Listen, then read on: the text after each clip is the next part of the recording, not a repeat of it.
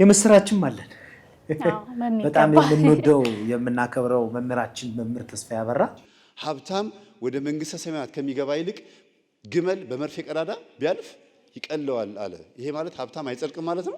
በጥር 14 ጉዟችን አዲስ አበባ አብሮን ተጉዞ ባህር ዳር ላይ ሰፊ የሆነ ጉባኤ ይዘጋጃል ማለት ነው። ሁለተኛ የምስራች ደግሞ አላቸው። ይሄንን አሁን ይሰማል።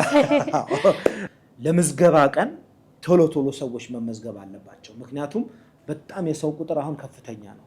ልክ የተገደበ የሰው ቁጥር ነው ይዘን የምንሄደው። ስለዚህ ያ የሰው ቁጥር ከሞላ አየር መንገድም ይዘጋል። ከዚህ በፊት ዲያስፖራም ቢሆኑ የመኖሪያ ፍቃድ የሌላቸውም ግሪን ካርድ የሌላቸውም ቢሆኑ ቀጣይ ጉዞ ግን መቼ እንደሆነ ያረጋግጥነው መረጃ የለንም። ምክንያቱም ሀገረ ስብከቱ ባወጣልን መመሪያ መሰረት ነው ለእናንተ የምንሰጣችሁ ማለት ነው። በስመ አብ ወወልድ ወመንፈስ ቅዱስ አሐዱ አምላክ አሜን አሜን። እስከዚህ ሰዓት ያደረሰን ልዑል እግዚአብሔር የተመሰገነ ይሁን። እነሆ ዛሬ ከርብቃ ጋር ተገናኝተናል ማለት ነው። ከስንት ቆይታ ማለት ነው? ከስንት ወራት በኋላ ወደ 9 ወር አካባቢ አይደል? ወደ 9 በጉዞ መረጃ እንግዲህ ከ9 ወራት ቆይታ በኋላ የበርሜል ቅዱስ ጊዮርጊስ እና የእናታችን የምርት ደለጎ ቅድስት ኪዳነ ምሕረት የጉዞ መርሃ ግብር ጀምሯል ማለት ነው። እንግዲህ መጀመሪያ ቀን የምስራችሁን ካሰማው በኋላ በጣም ብዙ ሰዎች ይደውላሉ እና እንዴት ነው ቢሮ ላይ ያለው ሁኔታ ምን ይመስላል? እንግዲህ 9 ወር ነው የተቋረጠው። ይሄ ማለት በጣም ሰፊ ጊዜ ነው። በዚህ 9 ወር ውስጥ ራሱ በጣም በርካታ ሰው ነበረ ሲደውል የነበረው። በተለይ አሁን ገናን አስመልክቶ ከውጭ የሚገቡ በጣም ብዙ ሰዎች ነበሩና እንቺን አጋጣሚ ለመጠቀም በጣም ብዙ ሰው ነበረ ከውጭም ከሀገር ውስጥም ሲደውሉልን የነበረው። ብዙ ሰዎች ሲጠብቁት ነበረ። በዛ ላይ ደግሞ ይሄ ቀጣይ እንመለስ አንመለስ የሚል ሀሳቦች አሉና ላንመለስ እንችላለን የሚል ሀሳብ ስላለ በጣም በርካታ ሰው ነው የተመዘገበ ያለው። እንግዲህ እስከዛሬ አድርጌ ከማውቀው ምዝገባ ገና ማስታወቂያ በለቀክበት እለት ነው በጣም ብዙ ስልኮች የተደወሉት እና በጣም ምዝገባው ከምነግር በላይ ቆንጆ ነው። ብዙ ሰው ደግሞ በተለይ ከ2016 ዓመተ ምህረት ጀምሮ 2016 2017ንም አሁን 3ኛ ዓመታችንን ይዘናል። አገልግሎታችንን የወደዱ ከኛ ጋር ተጉዘው የነበሩ ድጋሚ በቃ ናፍቆናል፣ ጸበሉ ናፍቆናል፣ የተርቢኖስ አባላቶች ናፍቀውናል፣ አገልግሎታችሁ እጅግ በጣም ይማርካል፣ እጅግ በጣም በቃ በእንባ ነው የምንለያይባቸው አጋጣሚዎች የነበሩት እና አብዛኛው ሰው ከኛ ጋር መጓዝ ይፈልጋል እና ከሌሎች የቢሮ ባልደረቦችሽ ጋር ምን አይነት አቀባበል ነው የምታደርጉላቸው? እንዴት ነው የምታስተናግዷቸው ሰዎቻችን? ያው እንግዲህ በተቻለን መጠን ሰውን ኢዚ በሆነ ወይም ለነሱ ቀላል በሆነ መንገድ ነው እያስተናገድን ያለ ነው። ምክንያቱም አንዳንድ ሰው ቢሮ መምጣት ማይችል ይኖራል። ለነዛ ሰዎች ዋትስአፕ፣ ቴሌግራም እና ኢሞ ላይ እዛ ላይ እንዲቆርጡ እናደርጋለን። መታወቂያ ሲልኩ አካውንት እንልክላቸዋለን። ከዛን ያስገቡበትን ደረሰኝ ሲልኩልን ትኬቱን ቆርጠን እንልክና በስንት ሰዓት መገኘት እንዳለባቸው በተጽፎ የተቀመጡ ሕግና ደንቦች ስለሆኑ እነሱን አያይዘን እንልክላቸዋለን። እንግዲህ አምና ከነበረን ዘንድሮ የተሻለ እንሰራለን ብለን እናስባለን። ሁሉንም ማስደሰት አችልም። የተወሰኑ ሰዎች ቅራኔ ሊኖርባቸው ይችላል። በተለይ ያኔ የመመለሻ ኦፕን ነበር የምናደርገውና እዚህ ነን እኛ ነን ኦፕን የሆኑትን በብዛት የምናውቃቸው። እዛ ሲሄዱ ደግሞ እዛ ካሉት አስተባባሪዎች ጋር ትንሽ አለመግባባትና ቅሬታዎች የነበረባቸው ሰዎች አሉ። እንግዲህ እሱን አሁን ላይ ለማስተካከል እንሞክራለን። ከዛ ውጪ እንግዲህ ቆንጆ ነው ለማስተናገድ እየሞከርን ያለው። ሰውም ደስተኛ ነው ብዬ አስባለሁ። በጣም በነገራችን ላይ ያው ተርቢኖስ እንግዲህ ከአዲስ አበባ ጀምሮ ባህር ዳር እንደገቡ እንቀበላቸዋለን። ኤርፖርት ማረፊያ እንግዲህ ቤተክርስቲያን ማረፊያ እናዘጋጅላቸዋለን። ከዛ ሌሊት ላይ እንግዲህ ጥሩ ጉባኤ ነው የምናዘጋጀው። የምስራችም አለን በጣም የምንወደው የምናከብረው መምህራችን መምህር ተስፋዬ አበራ በአሁኑ ጉዟችን በጥር 14 ጉዟችን አዲስ አበባ አብሮን ተጉዞ ባህር ዳር ላይ ሰፊ የሆነ ጉባኤ ይዘጋጃል ማለት ነው። እጅግ በጣም ይሄንን አሁን ይሰማል። በነገራችን ላይ እንግዲህ ተመልካቾቻችን በእውነት እጅግ በጣም የምስራች ነው። ሰፊ የሆነ በጣም የዝማሬ አገልግሎት የትምህርት አገልግሎት ይኖረናል። እጅግ በጣም ድንቅ ቆይታ አድርገን ነው በሚቀጥለው ሌሊት ወደ በርሜል ቅዱስ ጊዮርጊስ የምንጓዘው ማለት ነው። ይሄንን የምስራች ያዙልኝ። ሁለተኛ የምስራች ደግሞ አላቸው። በባለፈው መግለጫዬ ያልነገርኳቸው በስልክ ስትደውሉልን ደግሞ እየነገርናችሁ ያላችሁ ተመልካቾች አላችሁ። ባህር ዳር ላይ እንግዲህ ከ26 በላይ ጣና ላይ የሚገኙ ገዳማቶችና አድባራቶች አሉ። ከነዚህ መካከል እጅግ በጣም ሩቅ የሚባለውን ቦታ እንሄዳለን ማለት ነው። እጅግ የበረከት ቦታ ነው። እንዴት እንደሚቀበሉን እናቶች፣ አባቶች፣ የገዳሙ መነኮሳያትና መነኮሳቶች በጣም በሚገርም ሁኔታ ነው የሚቀበሉን። የጽዮን ማርያም ምሳሌ የሰማዕቱ የቅዱስ ፋሲለደስ ገዳም ነው። እዚህ ገዳም ላይ እንግዲህ በጣም ሩቅ ነው። በጀልባ ራሱ ረጅም ርቀት ነው የምንጓዘው፣ ብዙ ገዳማቶችን አልፈን ማለት ነው። ባገኘነው ሰዓት ልክ ስንመለስ ብዙ ቦታዎችን እየገባን እየተሳለመን እንመለሳለን ማለት ነው። ጣና ላይ እንግዲህ እኔም እድሉን አግኝቻለሁ። የምጽሊ ፋሲለደስ ለመሳለም ነው። ራቅ ይላል። ስትሄድ የ3 ሰዓት ከምናምን ስትመለስ የ3 ሰዓት ከምናምን ነው። ቆንጆ ገዳም ነው። ትልቅ ገዳም ነው። ትልቅ በረከት ያለበት ገዳም ነው። እንግዲህ ሌላው አስደሳችው ነገር ደግሞ ጥር 18 ሰባር አጽሙ ለቅዱስ ጊዮርጊስ የሚከበርበት የሰማዕቱ የቅዱስ ጊዮርጊስ ዓመታዊ ክብረ በዓል ነው። ይህ ክብረ በዓል ደግሞ በርሜል ቅዱስ ጊዮርጊስ ላይ እጅግ በጣም በተለየና በደማቅ ሁኔታ ነው የሚከበረው። የዘንድሮ ደግሞ ይለያል። ምክንያቱም ጥር 17 እንግዲህ ቅዳሴ ቤቱ የሚመረቅበት ዕለት ነው፣ የሚባረክበት ዕለት ነው። ከዛ በኋላ በ18 ክብረ በዓሉ ይከብራል። በዕለቱም እንግዲህ ብፁዕ አባታችን እጅግ በጣም የምንወዳቸው የምናከብራቸው አቡነ ሰላማ ቡራኪያቸው ይድረሰን እሳቸው ተገኝተው ቅዳሴ ቤቱን የሚባርኩልን ይሆናል ማለት ነው። ቤተክርስቲያኑም የዛን ቀን ይመረቃል ማለት ነው። አጠቃላይ በርሜል ቀበሌን ከበው የሚገኙ ደለጎን የሚገኙ በጣም በርካታ ሕዝብ የሚገኝበት ትልቅ ደማቅ ክብረ በዓል ነው ማለት ነው፣ የበርሜል ቅዱስ ጊዮርጊስ ዓመታዊ ክብረ በዓል። ስለዚህ እኛ ብዙ ሕዝብ ስለሚገኝ በዚህ ዕለት ለምርቃቱ የጉዞ ቀናችንን ገፋ ያደረግንበትና እስከ ዛሬ ድረስ በርሜል ቅዱስ ጊዮርጊስ ካደረግነው ጉዞ ረጅሙን ቀን የያዘው ይህ የጉዞ መርሃ ግብራችን ነው። ምክንያቱም ሰዎቻችን የሚሄዱት ሰዎች ምርት ደለጎ ቅድስት ኪዳነ ምሕረትም በርሜል ቅዱስ ጊዮርጊስም ጸበል መጠመቅ እንዲችሉ ቢያንስ ለ1 7 ሱባኤ ይህንን ሰፊ የሆነ የጉዞ መርሃ ግብር አዘጋጅተናል ማለት ነው። ሌላው እንግዲህ ርብቃ በዚህ ዓመት አየር መንገድ ላይ አንዳንድ ማሻሻያዎችና ማስተካከያዎች አሉና እስኪ ይህንን ፕሮግራም በመላው ዓለም የሚገኙ ኦርቶዶክሳውያን ይከታተሉታል። ኤርትራውያን፣ ኢትዮጵያውያን፣ አውሮፓ፣ አሜሪካ፣ ሳውዲ አረቢያ፣ ቤይሩት፣ ሊባኖስ ብዙ ቦታ ላይ ያሉ እህት ወንድሞቻችን አገር ውስጥም የተለያዩ ክልሎች ላይ የሚገኙ ኦርቶዶክሳውያን ይህንን ሚዲያ ይከታተሉታል ማለት ነው። ምንድነው አየር መንገድ ላይ ያለው ለውጥ? ትኬት አቆራረጥ በተለይ ከአምናው በተለየ እንግዲህ ከአምናው በተለየ ዋጋ ትንሽ ጨመር አድርገናል። እኛ የጨመርነው ፕሌን ቲኬት የጨመረውን ዋጋ ብቻ ነው እንጂ ሌላ ዋጋ ላይ አልጨመርንም። ምክንያቱም ድሮ ከነበረበት ኦልሞስት አንድ ከግማሽ የሚሆን እጥፍ ነው የጨመረው አየር መንገድ ማለት ነው። ለዛ ነው ዋጋ የጨመርነው። ብዙ ሰዎች ለምን ጨመራችሁ ብሎ ጥያቄ አስነስተዋል።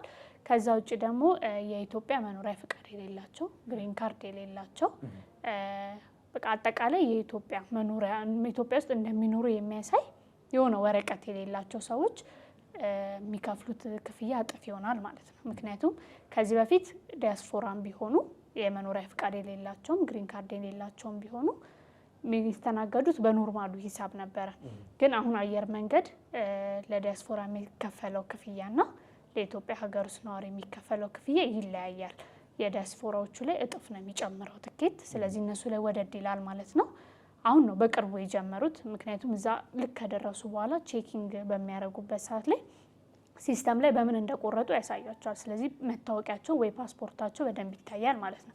የዛን ሰዓት ላይ መስተጓጎል ይፈጠራልና ይህን አስመልክቶ እንግዲህ ትንሽ ጭማሪ ይኖርባቸዋል ማለት ነው። ከዚህ በተጨማሪም ደግሞ ለምሳሌ ግሪን ካርድ ሳይኖራቸው ቀርቶ የሎ ካርድም ሳይኖራቸው ቀርቶ ኢትዮጵያ ውስጥ የኢትዮጵያ መኖሪያ ፍቃድ ሳይኖራቸው ቀርቶ በሌላ አየር መንገድ ከመጡም እንደዛው በዛው ልክ የተለየ ዋጋ ነው የሚያወጣላቸው አየር መንገዱ ማለት ነው። አሁን ዲቴል ሲስተም ለሲስተም የተገናኘ ስለሆነ በጣም ሪስትሪክት ነው፣ በጣም ጥብቅ ሆኗል አየር መንገድ ላይ ያለው አሰራር እና ፕሌን ቲኬቱን ብቻ የሚሄዱበትን ኢትዮጵያ አየር መንገድ አድ ያደረገውን ይህንን ኢንፎርሜሽን ዲቴል ለሚደውሉልን ሰዎች እየተነጋገርን ስለሆነ ማለት ነው።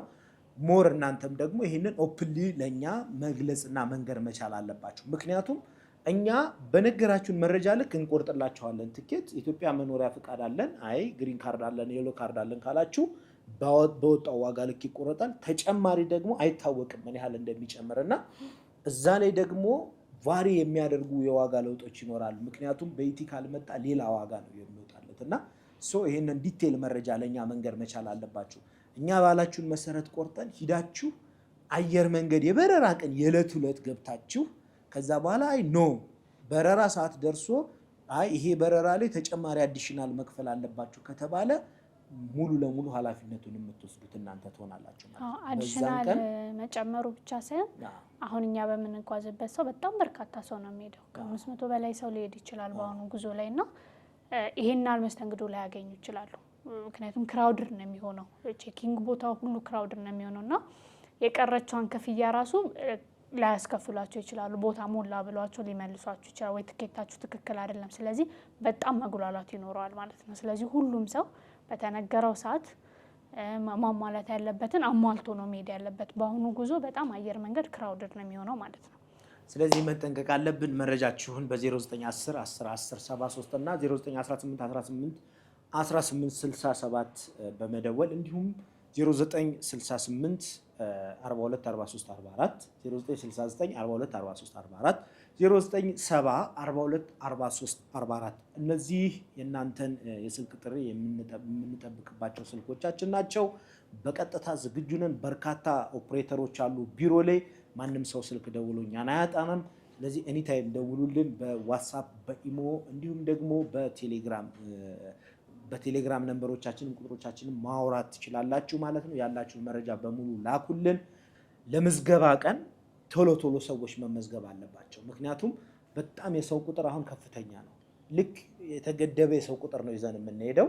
ስለዚህ ያ የሰው ቁጥር ከሞላ አየር መንገድም ይዘጋል፣ ፕሌን ቲኬትም ማለት ነው። አሁን ካለው ሁኔታ አንጻር አንደኛ በጣም ክራውድድ ነው የሚሆንብን እዚህ የባህር ዳር ቲኬት ማለት ነው። ስለዚህ ተጓዦቻችን ይህንን መረጃ ስትሰሙ ልክ እንደጓጓችሁት ያህል ተመዝግባችሁ ቲኬት እንድትቆርጡ ጥሪ ለማስተላለፍ ወዳለው። ቀጣይ ጉዞ ግን መቼ እንደሆነ ያረጋገጥነው መረጃ የለንም። ምክንያቱም ሀገረ ስብከቱ ባወጣልን መመሪያ መሰረት ነው ለእናንተ የምንሰጣችሁ ማለት ነው። እንግዲህ እዚህ ጋር የመሄጃ ብቻ ማንቆርጠውም ለዛ ነው። የመመለሻችን እርግጠኛ ስላልሆን በአሁኑ ጉዞ ለሁሉም የደርሶ መልስ ነው እየቆረጥን ያለነው። በጣም ራሳችን ኃላፊነት እንወስዳለን ብለው ካሉት ሰዎች በስተቀር እኛ ኃላፊነት አንወስድም፣ ኦፕን አንቆርጥም በአሁኑ። ምክንያቱም ሄደን የምንመለስበትን ጊዜ ስለማናቅ ለሁሉም ሰው የደርሶ መልሱን ነው እየቆረጥን ያለነው ማለት ነው። በዚህ አጋጣሚ መልካም። ከዚህ በተጨማሪ አምናም ካቻምናም ሲደረጉ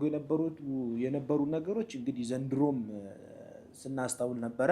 ባለፈው ክረምትም ጉዞ እንወስዳቸዋለን እያሉ እያጭበረበሩ የእናንተን ቲኬት እየቆረጡ ገንዘብ እየተቀበሏችሁ ከዛ በኋላ ስልካቸውን አጠፋፍተው የሚጠፉ ማህበር ነን እያሉ ህገወጥ የሆኑ በዚህ በዝርፊያ ላይ የተሰማሩ ወጣቶች አሉ።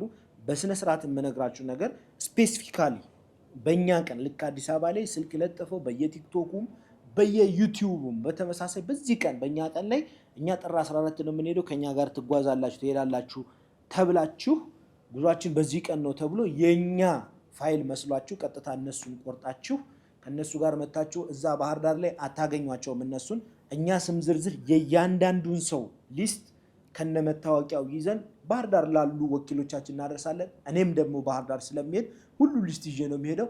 እዛ ስም ዝርዝር ውስጥ ያጣናችሁ ሰዎች ግን ቀጥታ ከኛ ጋር መጓዝ አትችሉም። ምክንያቱም እኛ ቡክ የምናደርገው የመኪና ወንበር የምናስይዘው በሰው ቁጥር ልክ ስለሆነ፣ ስለዚህ ከአጭበርባሪዎች ተጠበቁ። ሌላው እንግዲህ የምዕራብ ጎንደር ሀገረ ስብከት ለተርቢኖስ ሚዲያ እና ለተርቢኖስ የጉዞ ማህበር መልእክት ልኳል ማለት ነው። በዚህ መልእክት መሰረት እኛም ጉዟችንን ልንጀምር የቻልንበትን ምክንያት ትልቁ ምክንያትም ይሄ ነው። ይህንን መረጃ ከዚህ በታች አነብላችኋለሁ ማለት ነው። በኢትዮጵያ ኦርቶዶክስ ተዋሕዶ ቤተክርስቲያን የምዕራብ ጎንደር ሀገረ ስብከት ጽሕፈት ቤት ይላል በቀን 15/04 ቀን 2018 ዓ.ም የተጻፈ ደብዳቤ ነው። ቁጥር አለው ከላይ ለተርቢኖስ የጉዞ ማህበርና ሚዲያ ይላል። ጉዳዩ የሚዲያ ሽፋን እንድትሰጡን ስለመጠየቅ ይላል።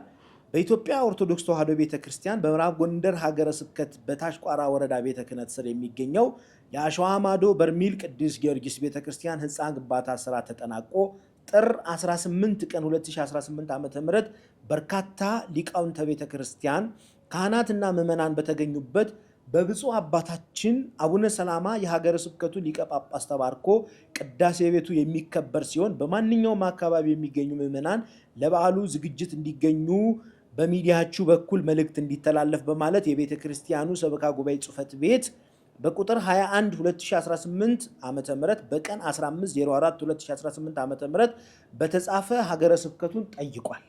ስለዚህ በጥያቄው መሰረት እንዲፈጸምላቸው እያሳሰብን ከዚህ በፊት በሀገረ ስብከቱ በኩል የተፈቀደላችሁ የጉዞ ማህበራት ብቻ ወደ ቦታው የሚመጡ እንግዶችን እንድታስጉዙ የተፈቀደላችሁ መሆኑን እናስታውቃለን። ቅጂ ለመስሪያ ቤታችን ሕዝብ ግንኙነት ክፍል እንዲሁም ለመስሪያ ቤታችን ቁጥጥር አገልግሎት ክፍል ለገንዳ ሆይላል ለታሽቋራ ወረዳ ቤተ ክህነት ጽሕፈት ቤት ገለጉ ለአሸዋ ማዶ በርሜል ቅዱስ ጊዮርጊስ ቤተክርስቲያን አሸዋ ማዶ ይላል።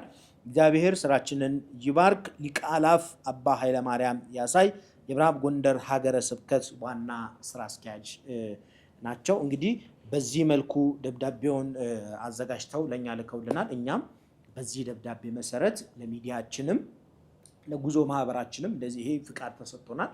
ይህ ፍቃድ እንግዲህ ለተርቢኖስ የጉዞ ማህበር የሚል ጉዞ እንድናስጉዝ ወደ በርሜል ቅዱስ ጊዮርጊስ ሀገረ ስብከቱን በጠየቅነው መሰረት ፍቃድ ሰጥቶን ይኸው እያንዳንዱ መረጃ ከአባቶች ከሊቀ ጳጳሳችን ከሀገረ ስብከቱ ስራ አስኪያጆች ከወረዳ ቤተ ክህነት ከታች ካሉ ከሰበካ ጉባኤ ከደብሩ አባላትም ጋር በመነጋገርና መመሪያ በመቀበል ጀምሩ ሲሉን እንጀምራለን፣ አቁሙ ሲሉን ደግሞ እናቁማለን። ምክንያቱም እኛ አባቶችን ትእዛዝ መቀበል ስላለብን ማለት ነው። ስለዚህ እኛም ይህንን መልእክት ይዘን ለእናንተ አብስረናቸዋል። ጥር 18 ወደ የታምረኛው የበርሜል ቅዱስ ጊዮርጊስ ጸበል ጸበል የሚገኝበት የሰማዕቱ የቅዱስ ጊዮርጊስ ህንፃ ቤተክርስቲያን ይመረቃል ማለት ነው። ሌላው እንግዲህ በዚህ አጋጣሚ የእናታችን የምርት ደለጎም ተመሳሳይ ከበርሜላችን ርቀት ላይ የምትገኝ ተአምረኛ ጸበል አለች።